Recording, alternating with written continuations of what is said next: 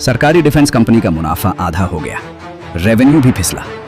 सरकारी defence company का Q3 मुनाफा आधा हो गया, रेवेन्यू भी फिसला, जिससे लाभ प्रभावित हुआ। यह डिफेंस सेक्टर की चुनौतियों को दर्शाता है। कंपनी ने डिविडेंड का ऐलान किया। विश्लेषकों का मानना है कि वैश्विक मांग कम होने से यह गिरावट आई। भारत की डिफेंस इंडस्ट्री को बढ़ावा देने की जरूरत है। यह आंकड़ा रक्षा बजट पर प्रभाव डालेगा।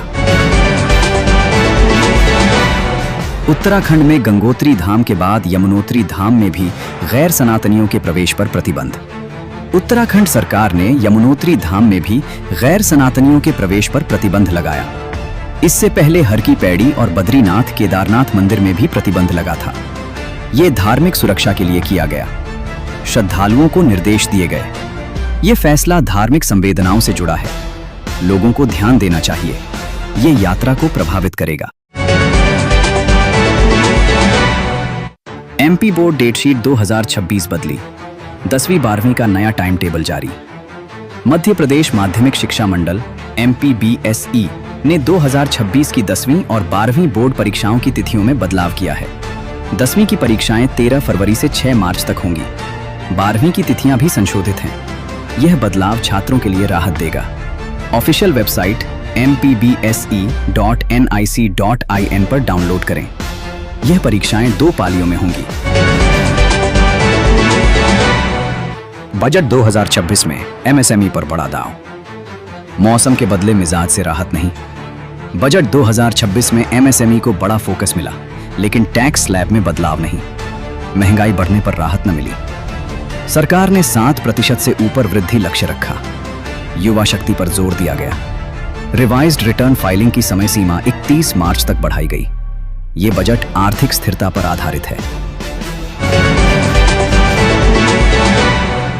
चांदी आज 25,000 फिर टूटी। सोना भी भरभरा कर गिरा। जाने सोना चांदी के ताजा भाव। सोना चांदी के भाव लगातार नीचे आ रहे हैं। MCX पर वायदा चांदी के भाव आज फिर 25,000 रुपए गिर गए।